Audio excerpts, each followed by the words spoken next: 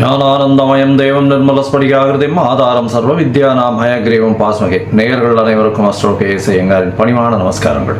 குரு பெயர்ச்சி 11/5/2025 முதல் 26/5/2026 வரலாம். குரு பகவான் ரிஷபராசியில் மிருகசீரிஷம் 2ஆம் பாதத்திலிருந்து மிருகசீரிஷம் 3ஆம் பாதத்திற்கு 11/5/2026 அன்னைக்கு ஞாயிற்றுக்கிழமை சித்த யோகம் கொண்ட நாளில் சுவாதி நட்சத்திரம் இருக்கக்கூடிய சந்திரன் சுவாதி நட்சத்திரத்தில் இருக்கிற அன்னைக்கு மிருகசீரிஷம் 2லிருந்து மிருகசீரிஷம் 3ஆம் பாதத்திற்கு, அதாவது ரிஷப ராசியிலிருந்து மிதுன ராசிக்கு பெயர்ச்சியாளர். சரி, குரு பகவான் அப்படின்னு சொல்லும் பொழுது பார்த்தாலேயானால் குரு பார்க்க கோடி நன்மை அப்படின்னு சொல்லக்கூடியது. இயற்கை சுவர்களிலே முதன்மை சுவர்னு சொல்லக்கூடியவர் குரு. 100% அவர் இருந்த இடத்தையும் சரி பார்த்த இடத்தையும் சரி எப்பொழுதுமே பலப்படுத்தக்கூடியவர். பொதுவாகவே சில கிரகங்கள் பார்த்தா அந்த இடம் கெட்டு போகும்னு சொல்லுவார். ஆனால் இவர் பார்த்தா அந்த கிரகங்கள் சுபப்படும். அதனால் அதீத சுபர்னு சொல்லக்கூடியவர். அதனால் பார்த்தாலேயானால் குரு பார்க்க கோடி நன்மை அப்படின்னு சொல்லக்கூடியது. குரு அப்படின்னு சொல்லக்கூடியவரை பொன்னன் அப்படின்னு சொல்லுவாள். அதை தவிர ப்ரஹஸ்பதி அப்படின்னு சொல்லுவாள். அதனால் குரு அப்படின்னு சொல்லும் பொழுது எல்லாவற்றையும் அவருடைய அருளால் மட்டுமே எல்லா விஷயங்களும் போகக்கூடியது.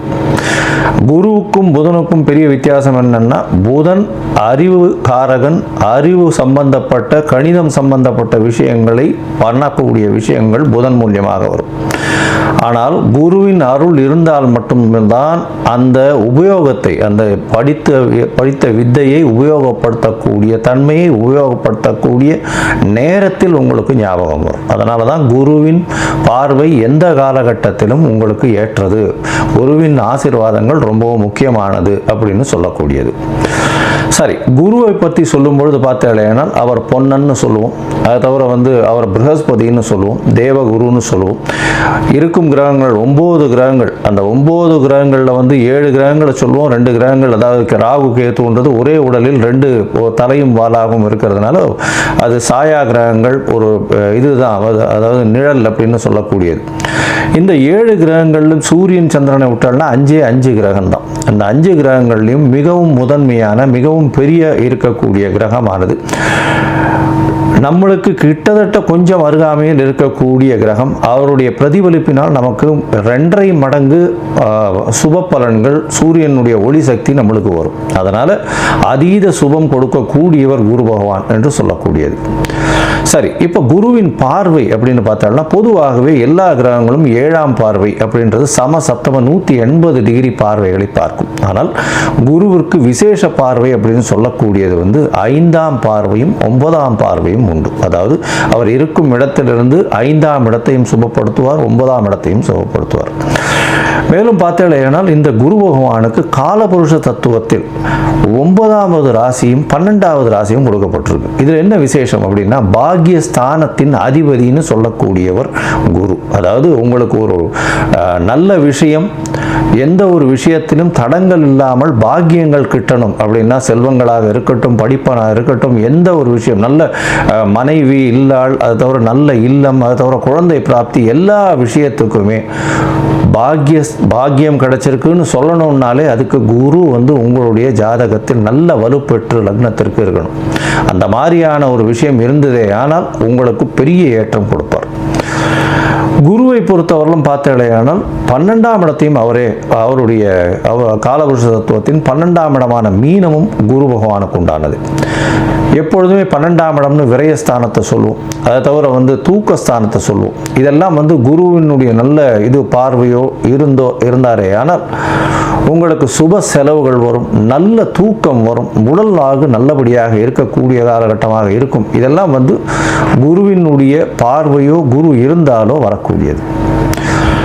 சரி, குரு பகவானை பொறுத்தவரையிலும் பார்த்தாலேயானால் அவருக்கு குரு அணி அப்படின்னு சொல்லக்கூடியது சூரியன், சந்திரன், செவ்வாய் மற்றும் குரு, இவர்கள் 4 பேர் ஒரு அணியாகவும், இவர்கள் அருள் அணி அப்படின்னு சொல்லக்கூடியதாகவும், பொருள் அணின்னு சொல்லக்கூடியவர் சுக்கிரனுடைய அணியாக, சுக்கிரன், புதன், சனி மற்றும் ராகு கேது இவர்கள் 5 பேரும் வந்து ஒரு அணியாகவும் இருக்கக்கூடியது. அதனால் குரு வந்து அதீத சுபத்துவர் 100% சுபத்துவர் குரு. அதற்கு அடுத்து சற்று கம்மியாக, அதாவது 80%, 75% சொல்லக்கூடிய அளவுக்கு சுக்கிரன் சிறந்தவர். அதே போல் பார்த்தாலேனால் அதீத சுபத்துவம் கொண்டவர் வந்து பௌர்ணமி சந்திரனும் தனித்த புதனும் சொல்லுவாள். மிச்சவா எல்லாருமே வந்து பாவர்கள்னு சொல்லக்கூடியது. சந்திரன் வந்து பௌர்ணமி சந்திரன், அதாவது வளர்பிறை சந்திரனோ பௌர்ணமி சந்திரனோ சுபராக கொள்ளக்கூடியது. அதுவும் வந்து அமாவாசையிலிருந்து வளர்பிறைன்னு பார்த்தோம்னா ஒரு 6 நாள் 7 நாளைக்கு பார்த்தோம்னா உங்களுக்கு வெளிச்சம் இருக்கிறதுக்கு வாய்ப்பு இல்லை. அதனால் அந்த காலகட்டத்தில் சந்திரனை எடுத்துக்க மாட்டான். சரி, இப்போ குருவை பற்றி பார்க்கும்பொழுது குருவினுடைய ஸ்தலங்கள் எல்லாருக்கும் தெரியும். குருவினுடைய காரகத்துவம்னு சொல்லக்கூடியது வந்து பணம் வரணும் அப்படின்னா குரு நல்லபடியாக இருக்கணும். குரு நல்ல இடத்துல இருந்து உங்களுடைய ராசியோ லக்னத்தையோ பார்த்தாரு ஏனால் 2வது ஸ்தானத்தை பார்த்து 11வது ஸ்தானத்தை பார்த்தாரு ஏனால் பணத்திற்கு பஞ்சம் இருக்காது. பொதுவாகவே குருவை நம்ம வந்து தனகாரகன் அப்படின்னு சொல்லுவோம். ஜோதிட சாஸ்திரத்தில் தனகாரகன். அதை தவிர குருவுக்கு வந்து பார்த்தாலேயானால் புத்திர காரகன். இந்த ரெண்டும் வந்து காரகத்துவத்திலேயே வரும்.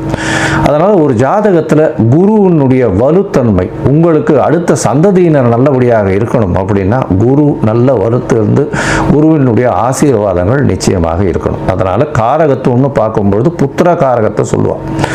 5ஆம் இடம், 5ஆம் இடத்தின் அதிபதி மற்றும் குரு, இவர்கள் 3 பேரும் வந்து ஒரு ஜாதகத்தில் நல்லபடியில் இருந்தால் அந்த ஜாதகனுக்கு அதாவது புத்திர பிராப்தி இருக்கும், சந்தானம் விருத்தி அடையக்கூடிய வாய்ப்புகள் நிச்சயமாக உண்டு அப்படின்றது தான் ஜோதிட சாஸ்திரம் சொல்றது. அதே மாதிரி தன காரகன்னு சொல்லக்கூடியவரும் குரு. அதனால இந்த 2த்துக்குமே காரகத்துவம் வருது. அதனால மிச்சப்படி நல்ல விஷயங்கள் நிறைய பண்ணாலும் இந்த 2 விஷயத்தில் ரொம்பவும் முக்கியமாக இருப்பார். இதை தவிர பார்த்தாலேயானால் குருவுக்கு உண்டான மரம்னு சொல்லக்கூடியது அரச மரம். அரச மரத்தை குருவுக்கு உண்டான மரம். ஏன்னா அரச மரத்தில் பார்த்தாங்கன்னா ஒரு பகுதி வந்து விஷ்ணுவும் ஒரு பகுதி வந்து சிவனாகவும் சொல்கிறா, வேறு பகுதி வந்து பிரம்மாவாகவும் சொல்கிறா. அதனால் அரச மரத்தின் முழுவுமே மும்மூர்த்திகள் இருக்கிறதாகவும் அது குருவினுடைய ஆளுமையில் இருக்கிறதாகவும் சொல்லக்கூடியது. எல்லோருக்குமே சுவராக இருக்கக்கூடியவர் குரு. அதுதான் ரொம்ப பெரிய விசேஷம். யாருக்குமே தீங்கு செய்ய மாட்டார். ஒரு நல்லது பண்ணுவார், இல்லைன்னா பண்ணாமல் இருப்பார். தீங்குன்றது பண்ண மாட்டார். மேலும் பார்த்தீங்களேனால் குருவுக்கு உண்டான மலர்ன்றது சொல்லக்கூடியது முல்லை மலரை சொல்கிறார். அதை தவிர குருவுக்கு உண்டானது சந்தன மரத்தை சொல்லுவான். இதை தவிர பார்த்தீங்களேனால் இந்த சந்தன மரம் தானம் கொடுக்குறது, அதாவது கொண்ட கடலை, மஞ்சள் நிறம், இந்த மாதிரியான விஷயங்கள் குருவுக்கு சொல்கிறான். இது எதுக்கு சொல்கிறேன் அப்படின்னா, ஒருவருக்கு குரு அந்த அளவுக்கு சரியில்லை, இந்த குரு பெயர்ச்சி கொஞ்சம் பிரச்சனைகள் இருக்குது, அதனால் அவளுக்கு வந்து பிரச்சனைகள் வந்து அதிகமாக போகக்கூடிய வாய்ப்பு இருக்குது. அதாவது தனம் வருமானத்திலும் சரி, அதை தவிர வந்து அவளுக்கு உண்டான புத்திர பாக்கியங்களும் சரி, இல்லை புத்திரர்களால் பிரச்சனைகளாக இருந்தாலும் சரி, இல்லை கடன் ஏறக்கூடிய வாய்ப்புகளாக இருந்தாலும் சரி, கடல் கழுத்தை நெருக்கக்கூடிய வாய்ப்புகளாலும் சரி, இந்த மாதிரியான எளிய பரிகாரங்களை செய்கிறது ரொம்பவும் நல்லது. அதாவது என்ன அப்படின்னா, முதல்ல வந்து குரு காயத்ரின்னு சொல்லக்கூடிய ஓம் ரிஷபத்வஜாய வித்மகே கிருணிஹஸ்தாய தீமகி தன்னோ குரு பிரச்சோதயாத்து அப்படின்ற இந்த குரு காயத்ரி மந்திரத்தை ஒரு நாளைக்கு 3 தரமாவது இந்த குரு அடுத்த பெயர்ச்சி ஆறவர்களும் சொல்கிறது ரொம்பவும் நல்லது. அது தவிர குரு பகவானுக்கு உண்டான எளிய பரிகாரம்னு சொல்லக்கூடியது இந்த கொண்டக்கடலை வெள்ளை கலர் கொண்டக்கடலையை வந்து சுண்டல் பண்ணி இது பண்ணுறது. அது தவிர முல்லைப்பூ சாத்துறது குரு பகவானுக்கு, இல்லை தட்சிணாமூர்த்திக்கு. அது தவிர வந்து மஞ்சள் கலர் வஸ்திரம் தானமாக கொடுக்கறது. படிக்கக்கூடிய இடங்கள், அதில் வந்து அதாவது பாடசாலைகள், இதுக்கெல்லாம் வந்து படிக்கிறதுக்குன்னு உங்களால் முடிஞ்ச விஷயத்தை தானமாக கொடுக்கறது. நெய் போட்ட ஸ்வீட்டு அது வந்து வாங்கி தானமாக கொடுக்கறது. அதாவது கோவிலில் வந்து நெய் போட்ட ஸ்வீட், அதாவது சக்கரை பொங்கல்னு வச்சுக்கலாம். அந்த மாதிரியான விஷயங்கள் கொடுக்கறதன் மூலியமாக குருவுக்கு உண்டான பிரீத்தி. சரி, இது எப்போ பண்ணலாம்? குருவுக்கு உண்டான பிரீத்தின்னு சொல்லக்கூடியது எப்போவுமே குருவின் நாளான, அதாவது வியாழக்கிழமை அன்னைக்கு பண்ணணும். அதை தவிர பார்த்தேனால் இந்த காயத்ரி மந்திரத்தை எப்போ சொல்லணும்? வியாழக்கிழமை கார்த்தால முதல் மணி நேரம், அதாவது ஹோரைன்னு சொல்லுவோம். அதாவது சூரியன் உதித்த முதல் மணி நேரத்தை ஹோரை அப்படின்னு சொல்லக்கூடியது. இந்த ஹோரையில் முதல் மணி நேர ஹோரை, அதாவது உங்களோட ஊரில் சூரிய உதயம் வந்து 7 மணி இருக்கலாம், இல்லை 6 மணி இருக்கலாம், இல்லை 5 மணி இருக்கலாம். எந்த மாதிரியான இதுவாக இருந்தாலும் சூரிய உதயத்தின் முதல் மணி நேரம் வியாழக்கிழமை அன்னைக்கு இந்த இது காயத்ரி மந்திரத்தை 3 முறை சொல்கிற இல்லையானால் உங்களுக்கு வரக்கூடிய வர வேண்டிய எந்த பிரச்சனைகளிலிருந்தும் நிச்சயமாக தவிர்க்கப்படும்.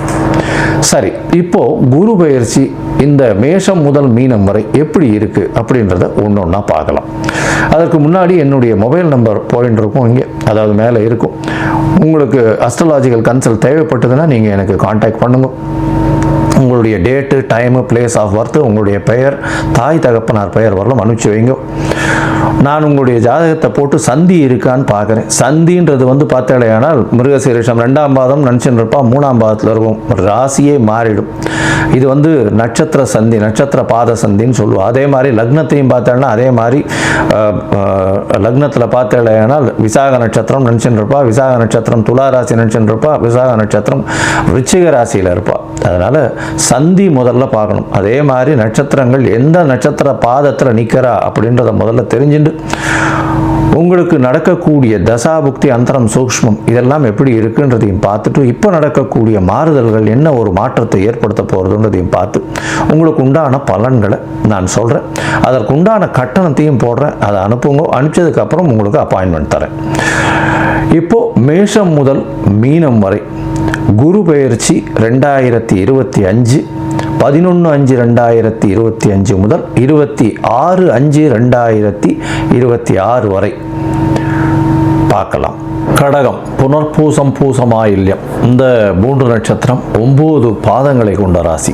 சரி, இந்த கடக ராசிக்கு ஏற்கனவே அஷ்டமத்து சனி போயின்னு இருக்கு. அஷ்டமத்து சனி ராகு வேற உங்களுடைய ராசிக்கு 8ஆம் இடத்துல. 8ஆம் இடம் வந்து ரொம்ப வலுப்பட்டு போயிருக்கு. வெளிநாடு, வெளியூர், வெளிமாநிலம் போகிறவாளுகள்லாம் நல்ல ஒரு ஏற்றம் இருக்கக்கூடிய காலகட்டமாக இருக்கும்.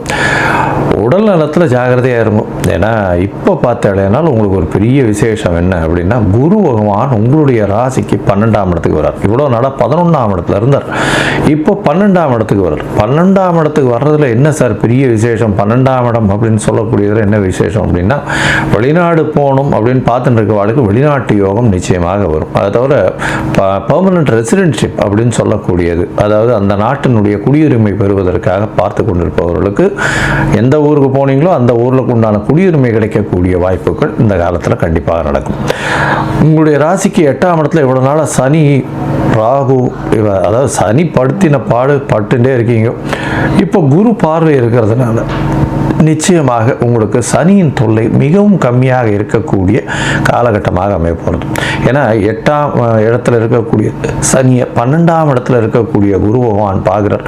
இது வந்து உங்களுக்கு ஒரு பெரிய ஏற்றத்தை கொடுக்க போகிறது. இதன் மூலியமாக பார்த்தடையானால் உடல் நலத்தில் கொஞ்சம் ஏற்றம் இருக்கக்கூடிய வாய்ப்புகள் உண்டு. அதுக்கப்புறம் பார்த்தடையானால் வெளிநாடு போகணும்னு பார்த்துட்டு இருக்கவாள் இவ்வளோ நாள் பெரிய தடை இருந்திருக்கும். இப்போ வந்து நிச்சயமாக அந்த தடைகள் விலகி வெளிநாடு போய், அதாவது வேலைக்காக வெளிநாடு போகக்கூடிய பாக்கியம் நிச்சயமாக உண்டு. இந்த காலகட்டத்தில் பார்த்தீங்கன்னா குரு 12ஆம் இடத்துல இருக்கிறதுனால கண்டிப்பாக அயன சயன போகஸ்தானம்னு சொல்லக்கூடிய இந்த 12ஆம் இடத்துல நல்ல ஒரு தூக்கம் வரும். அதாவது கணவன் மனைவிக்குள்ள நல்ல ஒரு அந்யோன்யம் இருக்கக்கூடிய காலகட்டமாக அமைய போகிறது. 12ஆம் இடத்துல குரு இருக்கிறதன் மூலியமாக வெளிநாட்டு குடியுரிமை கிடைக்கும். வெளிநாடு போய் வரக்கூடிய வாய்ப்புகள் நிச்சயமாக உண்டு.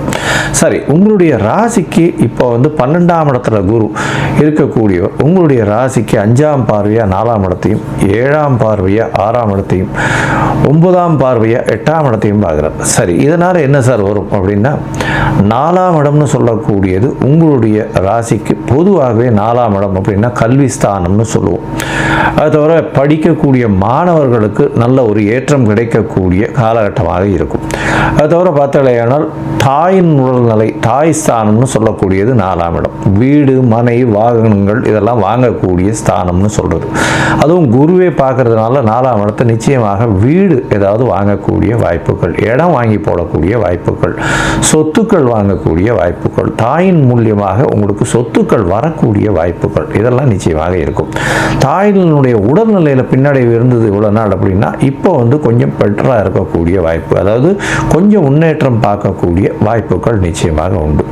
இதை தவிர பார்த்தீங்கன்னா 6ஆம் இடத்தை குரு பார்க்குறார். புதுசாக கடன் வரும். ருண ரோக சத்ருஸ்தானம்னு சொல்லக்கூடியது புதுசாக கடன் வாங்கக்கூடிய வாய்ப்பு கிடைக்கும். அதாவது வீடு வாங்கணுன்ற ஒரு வாய்ப்பு வந்தாலே கடனும் சேர்ந்து வாங்கக்கூடிய வாய்ப்புகள் வரும். அதை தவிர பார்த்தீங்கன்னா உங்களுடைய ராசிக்கு அதாவது 6, 9க்கு உண்டானவர், அதாவது ஒரு மிகப்பெரிய யோகர்னு சொல்லக்கூடியவரே குரு. அவர் 12ஆம் இடத்துல இருக்கார். 12ஆம் இடத்துல இருக்கிறதுனால என்ன சார் வரப்போகுது?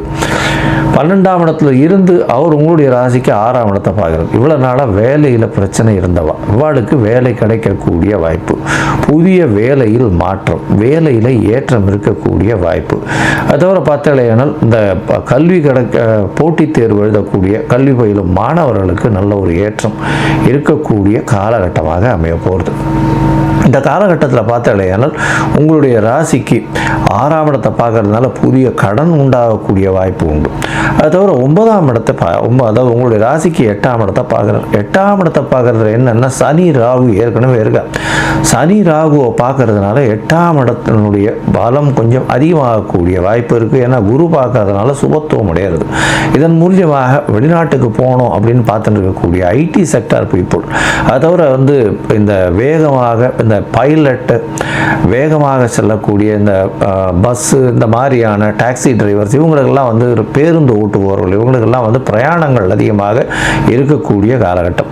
அதாவது தண்ணீர் வியாபாரம் பண்ணுறவங்க, அக்ரிகல்ச்சர், அதை தவிர மெயின்லி இந்த பால் விஷயங்கள், பால் வியாபாரம் பண்ணுறவங்க, தண்ணீர் சம்பந்தமான வியாபாரம், பால் சம்பந்தமான வியாபாரம், அதை தவிர வெள்ளை ஆடை சம்பந்தமான வியாபாரம், இதெல்லாம் பண்ணுறவங்களுக்கெல்லாம் பார்த்தீங்கன்னா பெரிய ஏற்றம் கிடைக்கக்கூடிய காலகட்டமாக இந்த காலகட்டம் அமைவது.